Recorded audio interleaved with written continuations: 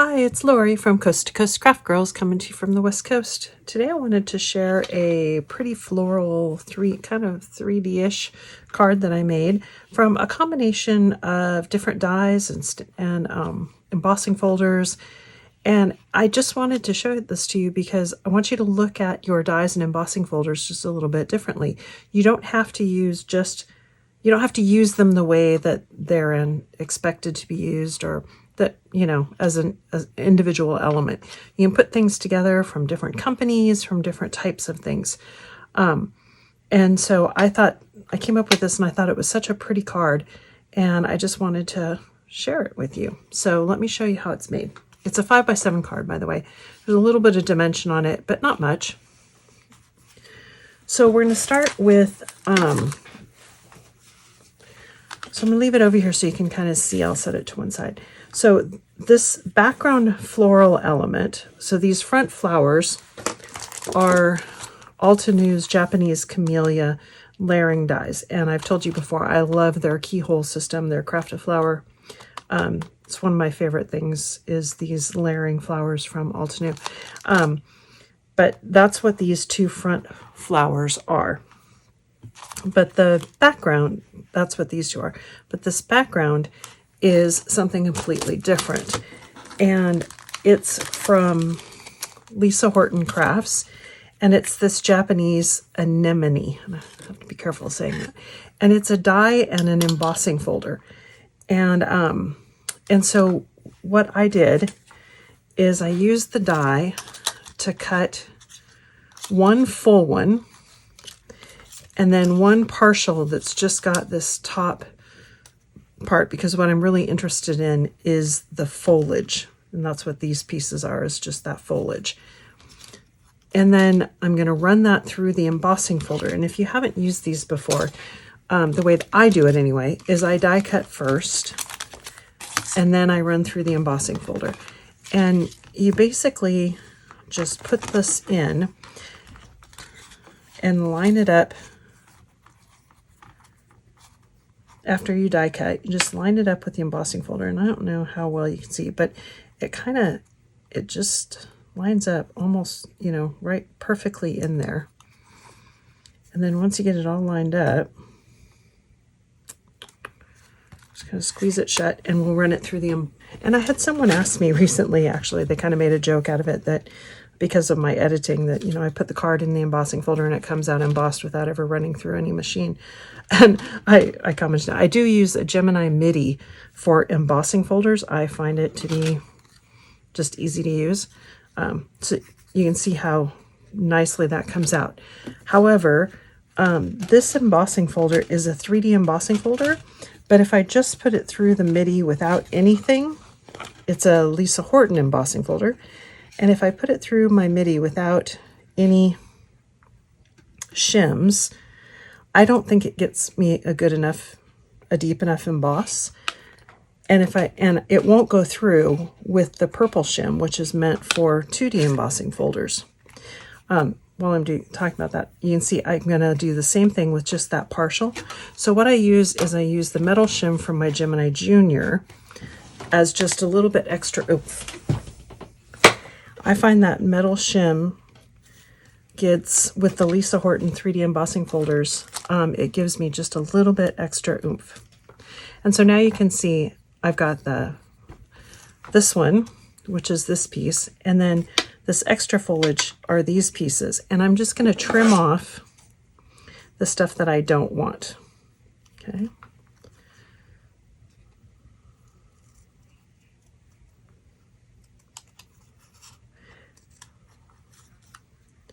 And I've showed this to you before, but it's a good reminder that you can use pieces. Don't be hesitant to snip into dies or into embossing folders, because see, now I can slide that underneath, and I've extended the length of that floral element just that much longer, and it now covers that 5x7 card a lot fuller than it did with just that. Gives you an extra couple inches. So that's why I did it. Now I can set that aside. And then I'm going to ink these in a minute, and then I'll show you how I did the camellias. Well, actually, I'll go ahead and ink those now. I inked these using Altenew's little fresh dye ink cubes and some little tiny mini blending brushes. And the green I did with these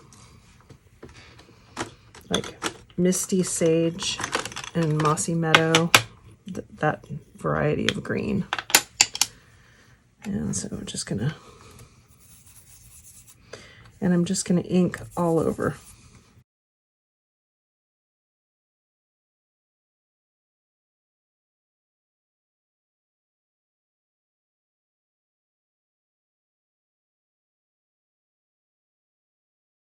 And, you know, I think I'm going to go with a little bit darker green for these other kind of leaves.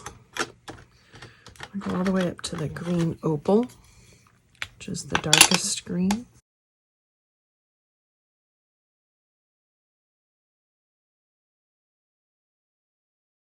Okay, I think that's pretty good on the leaves. While I've got my greens out, I'm also I cut the Altenew leaves out of a green cardstock, and I'm just going to give them a little bit of a shade, just to kind of pick up the embossing that the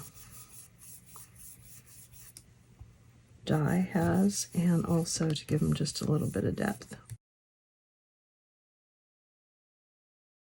Now for the flowers here,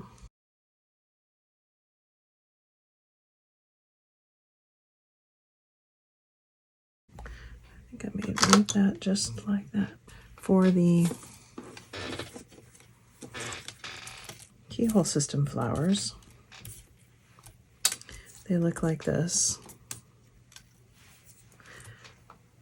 And then these are the centers. And I'm going to use the orange cream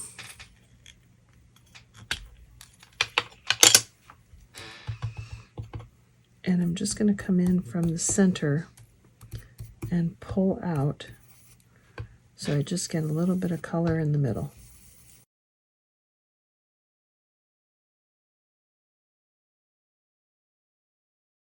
Now for the centers, I'm going to go back to some of the greens because this is the center part of the flower.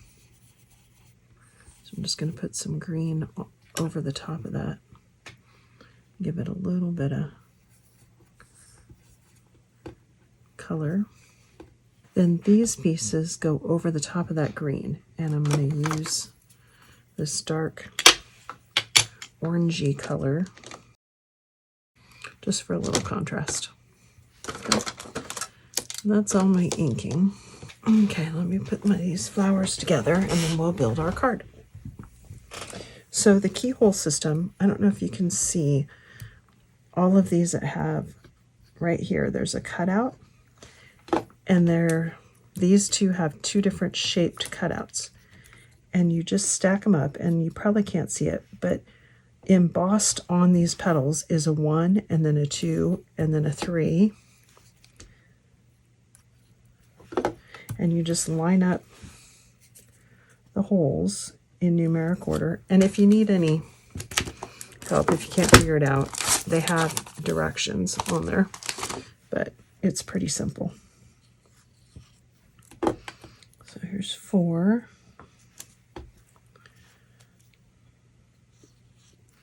And then here's the center piece that matches that same shaped.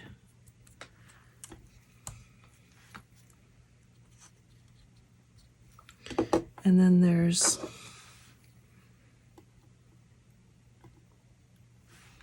this piece is the same shape as that, but this is solid so that it covers up the hole.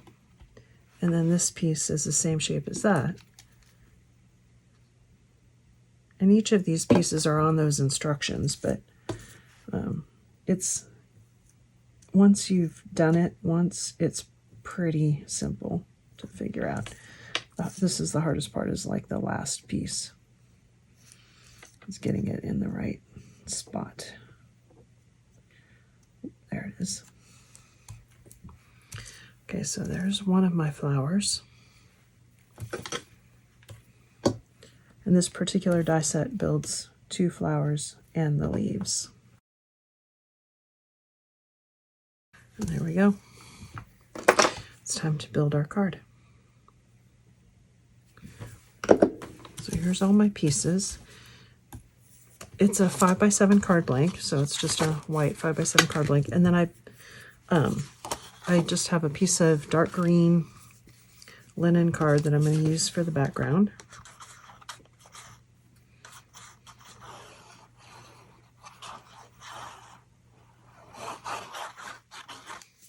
And for card to card, I love my Kalal all-purpose glue because it dries really strong and it gives you some nice wiggle time to get it in the right spot. And if there's any glue that seeps out, 1, it's clear, and 2, it just rubs off almost like rubber cement. So super easy to. And then you just arrange, oh, that's right. So on this one, you see I did like a little gold stitched edge background. And the way that I did that is I just took my gold metallic marker and I put like a little dot in the corner. And then I literally just drew little dashes of various size all the way across and all the way around. You don't have to do this. I just kind of liked it. I thought it gave it a little bit extra. You can do it in white, but I kind of liked the gold. It doesn't have to be perfect or in a straight line. The whole idea is that it's sort of freehand. Okay, then make sure you got your card in the right direction. And then what I did is I kind of lay out the card. So I'm going to put this one here, kind of filling up this corner because I'm going to put my these flowers down here. And then this is going to go underneath there. Okay. So I put this one on flat, just like that. And don't worry that there's nothing there because you're going to cover it up anyway.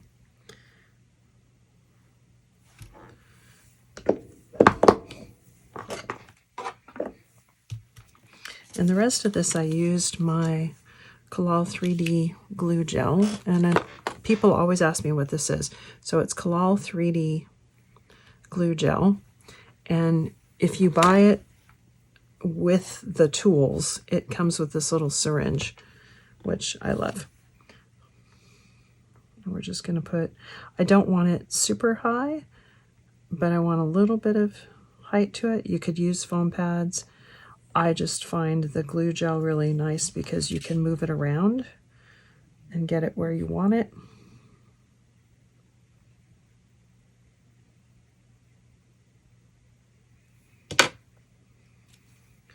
So I put this up here and it's going to cover up that foliage just about like that. Okay. Then we're going to put these flowers down here.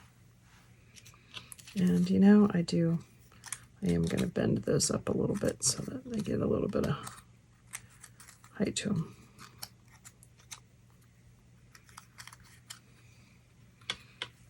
I'm going to put one. And you can see I put a lot more glue gel on that one because I want it to be a little more raised up. It's going to go about there.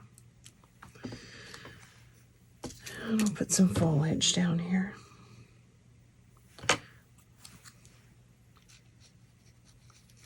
And this is the other reason I like the 3D Kalal glue, because you can kind of lift up your flower and slide your foliage under. Let's put the next one on.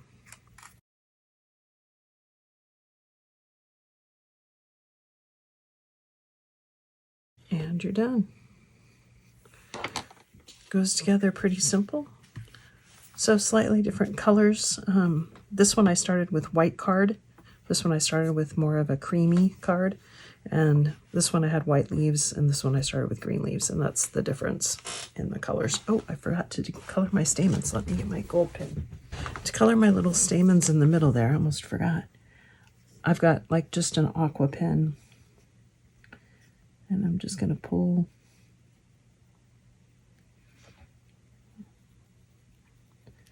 my little centers,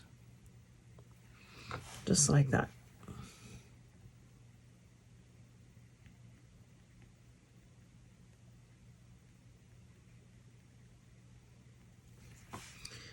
I think that helps a lot. I think it adds to it. Anyway, really fun card, fairly easy to do.